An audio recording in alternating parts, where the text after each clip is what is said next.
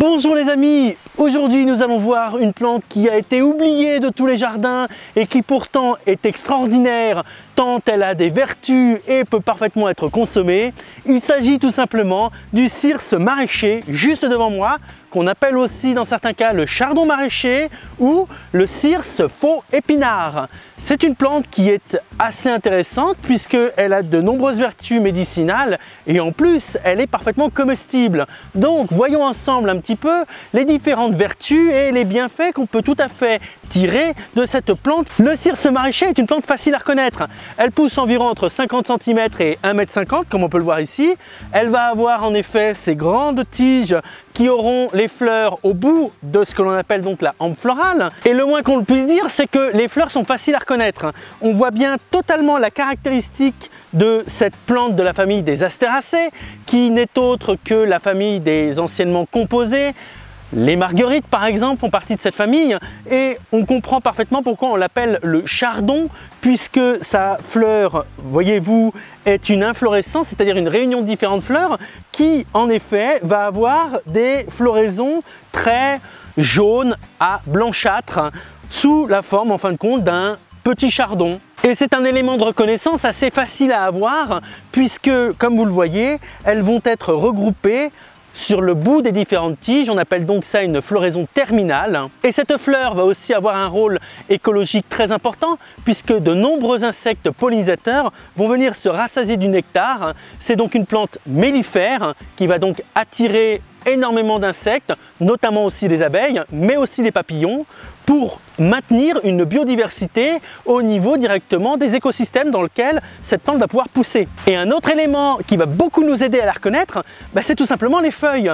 Elles vont être totalement différentes que l'on soit au niveau de la base de la plante, sur les différentes hauteurs au niveau de la hampe florale et pour finir, les différentes feuilles que l'on retrouve près directement des inflorescences, des floraisons. Ainsi, par exemple, les feuilles qui sont à la base vont être beaucoup plus découpées, vont être totalement glabres, c'est-à-dire sans poils, et avec en fin de compte une longue tige à la base. Et les feuilles qui poussent à la base vont être beaucoup plus grandes, vont être très fortement lobées, c'est-à-dire qu'il va y avoir ces espèces de grandes marges autour des nervures. Et on peut voir que le cirse maraîcher va avoir les feuilles au niveau de sa base très différentes d'un spécimen à l'autre. Et même si ces deux feuilles sont très différentes, qu'elles sont sur deux individus qui n'ont rien à voir l'un avec l'autre, ils font tout de même partie de la même espèce botanique.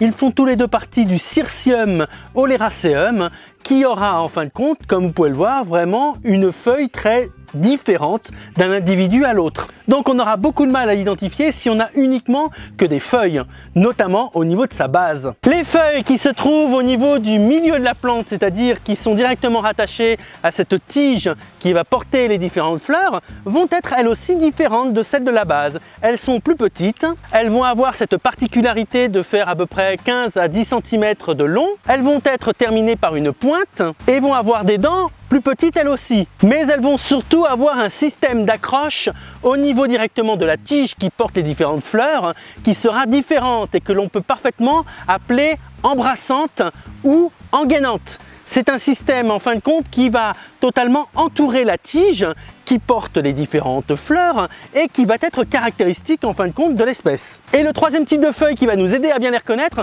c'est les feuilles qui sont tout autour des fleurs. Et là encore, elles sont plus petites, elles vont être entières, c'est-à-dire qu'il n'y aura absolument plus de dents, de grandes dents au niveau directement du contour de la feuille. Et l'on va aussi avoir la caractéristique d'avoir cette feuille qui fait environ de 3 à 5 cm de long. Plus on se rapproche en fin de compte des différentes fleurs et plus les feuilles vont être différentes et vont devenir de plus en plus petites. À la base, on a des feuilles de 30 cm. Ensuite, au niveau du milieu de la tige, on va avoir des feuilles d'environ 15 cm pour finir par des feuilles de 3 à 5 cm.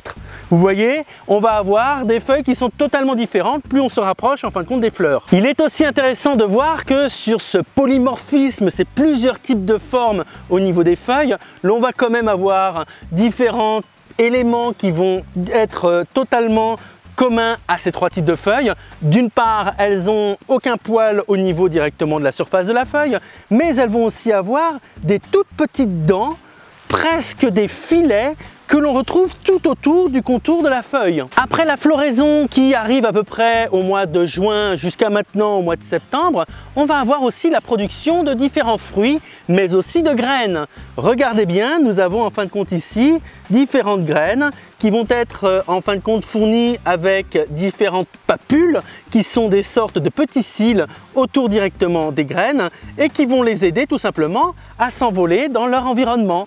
La plante va en fin de compte utiliser le vent pour pouvoir se disséminer tout autour d'elle. Donc sa fécondation se fait uniquement par les insectes, mais la dissémination au niveau de ces graines se fait par le vent. Ce cirse va pousser directement dans des prairies. Comme on peut voir ici, qu'elle soit exposée plein soleil ou mi-ombre, ce n'est pas un problème pour lui.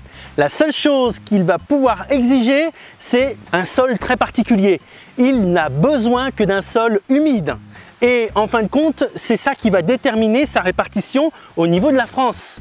Un sol humide et des températures pas trop chaudes.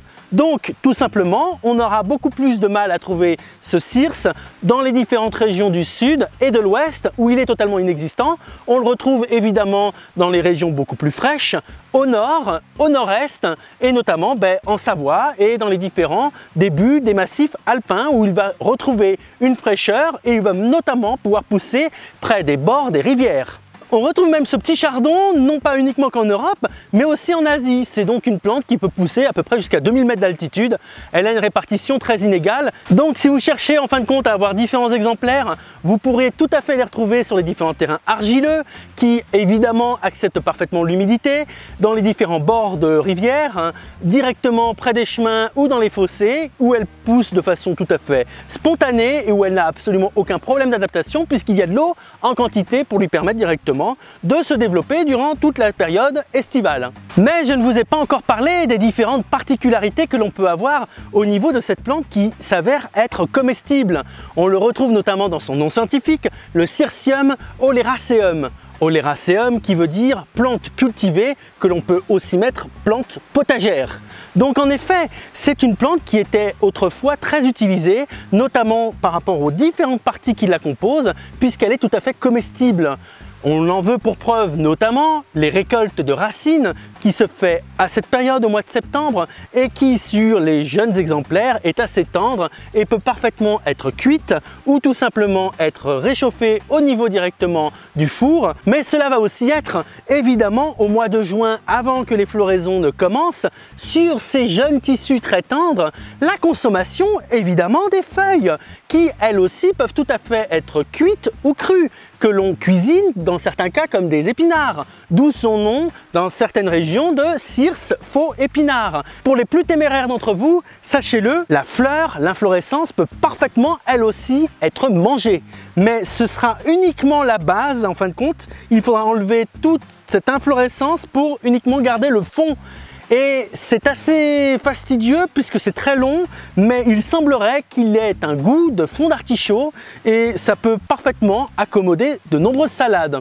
Donc il va falloir en récolter une grande quantité pour vous faire des salades de qualité. Et pour finir, il faut aussi savoir que cette plante va aussi être médicinale puisqu'il semblerait qu'elle ait des effets sur la digestion lente, la goutte, les rhumatismes et les maux de tête. Alors je ne peux que vous inviter à travers cette vidéo à récolter si vous le pouvez et même cultiver dans vos jardins les différents cirses maraîchers puisque comme leur nom l'indique, ils étaient utilisés à travers les différents siècles pour leurs différentes vertus médicinales et leur goût assez intéressant que l'on peut parfaitement accommoder dans des salades ou dans des gratins. Et même si cette plante n'a pas des qualités esthétiques exceptionnelles, elle n'en reste pas moins une plante très intéressante, notamment pour les différentes vertus qu'elle peut donner au niveau de l'homme et qu'il faudrait évidemment intégrer dans nos jardins et éviter de la considérer comme une mauvaise herbe. Vous pouvez parfaitement me retrouver sur les différents réseaux sociaux et évidemment vous abonner à cette chaîne pour suivre l'actualité des différentes vidéos que je peux faire,